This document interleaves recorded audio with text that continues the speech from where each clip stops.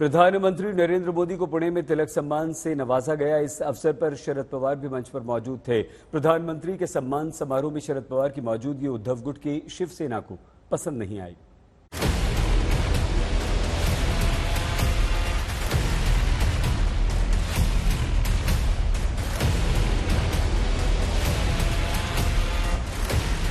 सियासत शायद इसी को कहते हैं।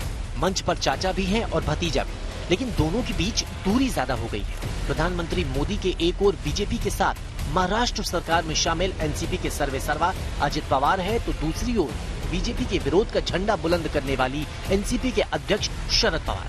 मौका तिलक सम्मान समारोह का है। पीएम मोदी को तिलक स्मारक मंदिर ट्रस्ट की ओर से लोकमान्य तिलक राष्ट्रीय पुरस्कार से सम्मानित किया गया। प्रधानमंत्री ने सियासत की बातें तो नहीं की, लेकिन इशारा जरूर किया।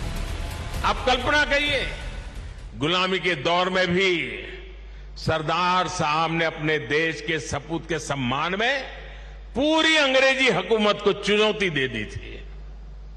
और आज की स्थिति देखिए, अगर आज हम किसी एक सड़क का नाम भी किसी विदेशी आक्रांता की जगह कर बदलकर भारतीय विभूति पर रखते हैं, तो कुछ लोग उस पर हल्ला मचाने लग जाते हैं।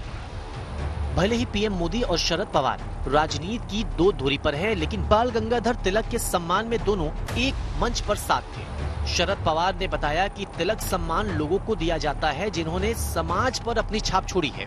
पीएम मोदी की तारीफों के बीच शरद पवार ने शिवाजी को याद किया और इशारों में विधायकों की खरीद फरोख्त करके सरकार बनाने को लेकर बीजेपी पर निशाना भी साधा। आणि या देशाच्या जवानांना देशाचं रक्षण करण्यासाठी एक प्रकारचा सर्जिकल स्ट्राईक केलेला होता। या देशाचा पहिला सर्जिकल स्ट्राईक हा शिवछत्रपतींच्या काळामध्ये झाला। ही गोष्ट आपण कधी विसरू। शरद पवार और पीएम मोदी की दोस्ती पुरानी है। पुणे में जब प्रधानमंत्री मंच पर आए और सीधे शरद पवार के पास हाथ मिलाने पहुंचे, तो पवार ने भी हंसकर पीएम मोदी की पीठ 2 बार थपथपाई। शरद पवार का इस तरह से पीएम मोदी के साथ मंच साझा करना विपक्षी गठबंधन को नागवार गुजरा। अगर नॉन पॉलिटिकल कार्यक्रम और शरद पवार साहब का दावा है कि 3 महीने पहले मैंने खुद प्रधानमंत्री को न्योता दिया था इस कार्यक्रम का, तो अगर मैं वहां हाजिर नहीं रहूं तो ठीक नहीं दिखता। प्रधानमंत्री जी का एक प्रोटोकॉल होता है, निमंत्रक ही हाजिर नहीं है, तो हम क्या करें। लेकिन अब स्थिति बदल चुकी है। राजकीय स्वरूप देना कोई मतलब नहीं है, क्योंकि एक प्राइवेट संस्था है, उन्होंने ऑर्गेनाइज किया है। और पवार साहब सिर्फ ये फंक्शन अटेंड कर रहे हैं क्योंकि लोकमान्य बाल गंगाधर तिलक जी के नाम पे है, इसलिए उनको सम्मान के तरीके में जा रहे हैं।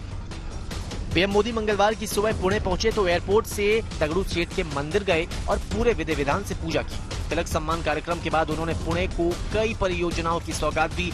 मेट्रो को भी हरी झंडी दिखाई गई और फिर रोड शो किया गया। पंकज खेलकर, पुणे, आज तक।